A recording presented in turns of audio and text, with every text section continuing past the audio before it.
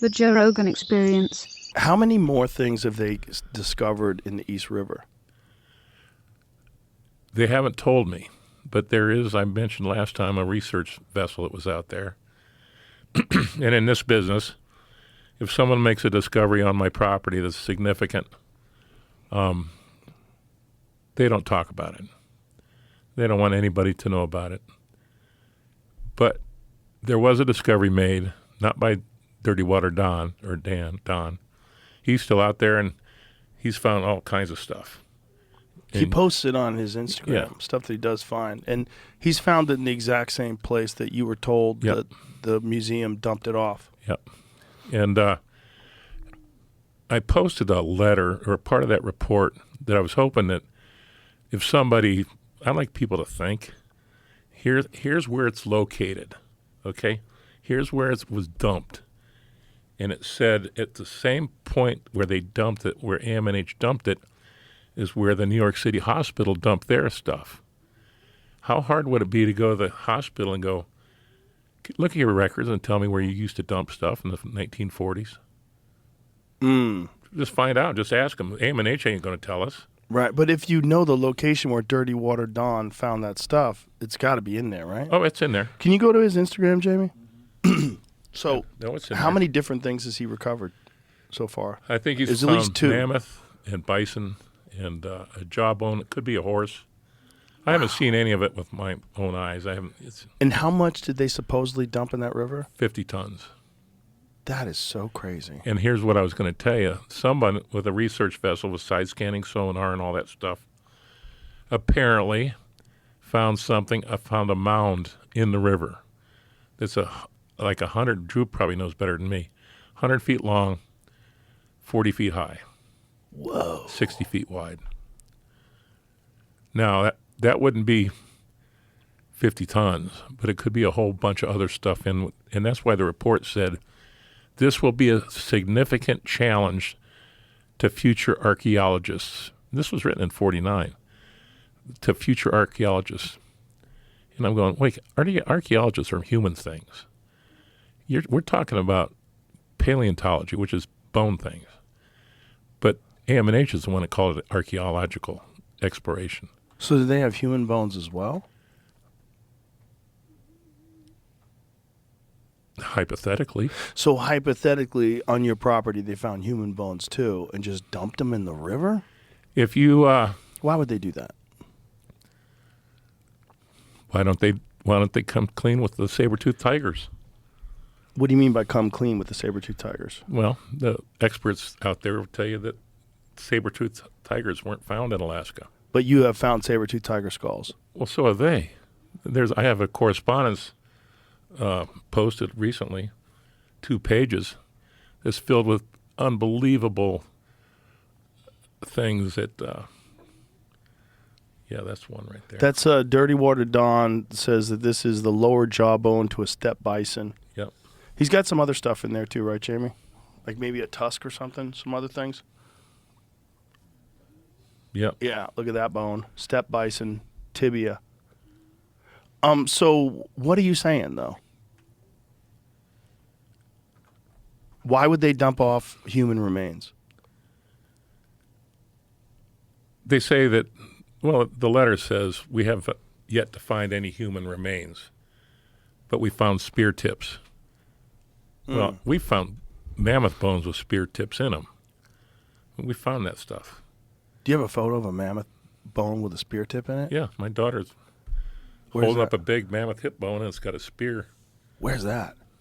Bone Rush, Alaska. I mean, No, but where's it? Where can we see that image? on my page. Oh, on your page. Do you have that thing with the spear tip still in it?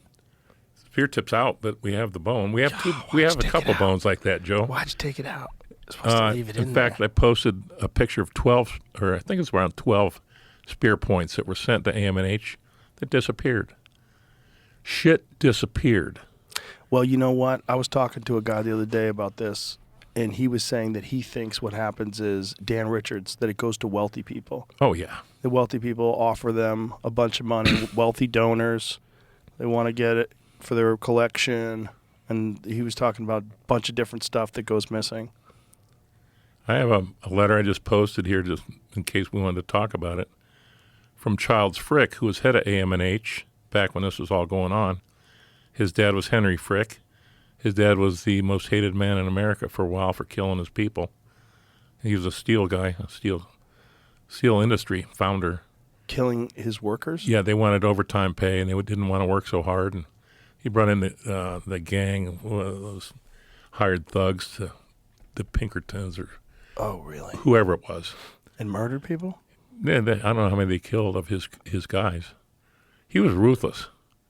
Henry Frick was ruthless, and his kid Childs was the one that set this deal up, this tripartite agreement, which is also included in this letter, about AM&H's responsibility with these bones was to just take those of scientific value and do a report on every one they took.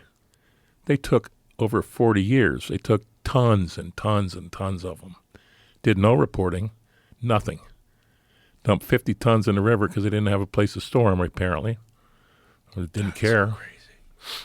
But why would they dump human bones? Because I would think that would be very valuable. Well, You're saying archaeology, so you think it's just spear tips and shit like that? They found human bones. I'm willing to say that. They found them. It would also be very confusing if you found Alaskan spear tips in the East River. That would be the confusing thing for archaeologists, I would imagine. They're saying too, kind of, Yep. right? Well, you find a bone with a spear tip in it, or a bone that obviously had a spear tip in it because of the way it's broken. I mean, I have a baby mammoth hip bone that is like that. Yeah. Identified by reputable paleontologists. Here's just a for instance. I stumbled across a New York Times article talking about unearthing the secret of New York's mass graves. Back since the 19th century. Wow. Hiring prisoners for 50 cents an hour to jail inmates paid to move mass graves. There would have been no markings of who was what. Oh, so they dumped that in the river too? Look where it is. I mean, they just dumped the bodies in the river. How gross. they didn't use coffins until recently. That's nuts. What about vampires? Well, I mean, they put them in stuff, but like a real nice box. Come on, man. Did you see Dracula? Yeah. Crazy. People are gross. You know, they've been throwing things in that river forever. Yep. You know, like most of the world. You go around rivers in most of the industrialized world, those rivers are disgusting. Well, our state legislature, I told you last time I was going to go political on this. I've got no desire to litigate this thing. Litigation just takes a long time. Politically, I told you last time, we're going to go this route. And I have a letter I just posted from the Alaska State Legislature to AM&H to return the bones from the Senate majority. The guy that wrote that's a fellow by the name of Click Bishop, and he was the Senate president signed it with him. But Click is a good, honest, decent gold mining legislator. He was termed out this time and decided not to run again because I suspect he'll run for governor here and he'll probably win in a couple of years. And Click is one of those guys that wants the bone back. We met with him and his chief of staff, the president of the university, and the museum guys and some other state legislators. And we want them back. This is very interesting. We understand there are unopened crates sitting in storage in New York. They present an opportunity for further scientific discovery in fields such as paleontology, ecology, and anthropology. Therefore, facilitating the return of this collection is crucial to ensure access for researchers, educators, and students within Alaska, thereby advancing scientific knowledge and understanding of the state's natural history. There are researchers in Alaska ready and waiting to open these crates that have been collecting dust in your basement. Yeah. Get at it. Give up the boxes. Yeah. Yeah. Bring them home. Bring them home. Well, and I made the offer to build a research facility, store everything. We'll bring them all back here. The scientists can have access to them, but the bones are not leaving Alaska. They're not leaving Alaska. You don't trust them anymore. Fuck no. Why would you? Why would I? Why would you? I don't. You shouldn't. And I get a lot of people, I need a mammoth bone for our studies. You're just trying to collect something here. Yeah, fuck off. Come I'll on never up. get it back. Come on up and find it. Yeah. Come find them. They're all over the place. That's what's nuts is that you keep finding them. Like, what was that event like that led so many bodies to be in this small area? Because you said it's only like 5 acres or something like that? 2.1. 2.1.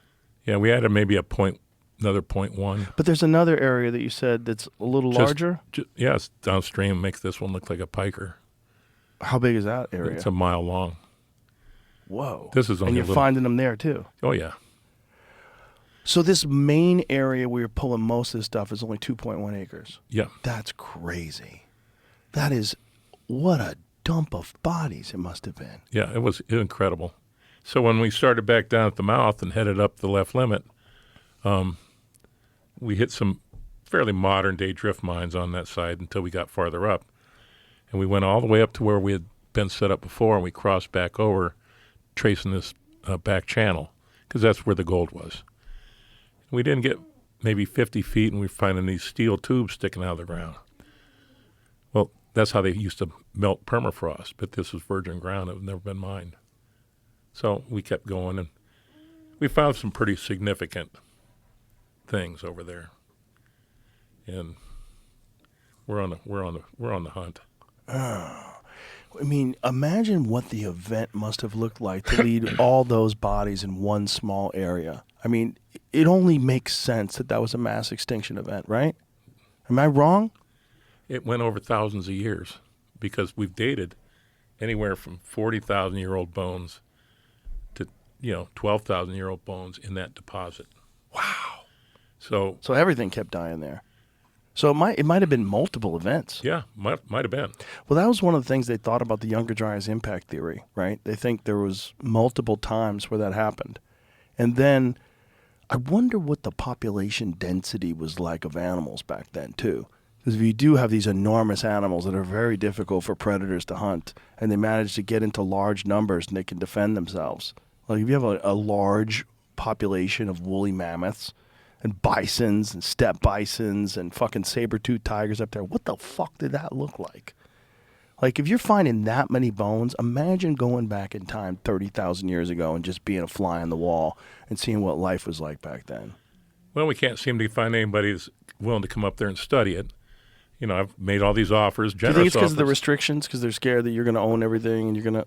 Well, the two of the employees at AM&H happened to have a conversation with somebody that is related to the state of Alaska or employed by the state of Alaska, where they said, we don't want the bones to get into Reeves's hands because they'll lose, the scientific community will no longer have access to them.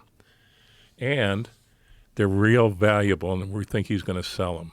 Now, the people that he said that to was with some legislatures, university employees, and where we were at, you couldn't even count the fucking number of tusks. And so that's such an ignorant thing to say. Because if you're going to sell them, you already have way more than you need to sell. We're not there to sell tusks. I want to figure out, I'm goofball this way, what the fuck happened? Why did 65% of the world's megafauna, or North America's, why did it go all extinct all at once? Yeah. What the fuck? Yeah. And they have in that collection that they didn't dump in the river. In my collection was, let's say it's a 2,000 square foot or 2,000 piece jigsaw puzzle. I got 42 pieces over here. They got the rest. I'm not going to solve anything with 42 pieces. I want it all. Put it all back in Alaska. Let the state of Alaska study the fuck out of it. And we will tell you how the extinction event happened. Paleontologists know that. But they don't have money. They don't really want to put up with the shit they have to do to get it. You know how hard it is to dig in ice in permafrost? Well, I see those hoses you use. Yeah, but I'm not digging it. I'm thawing it. Right.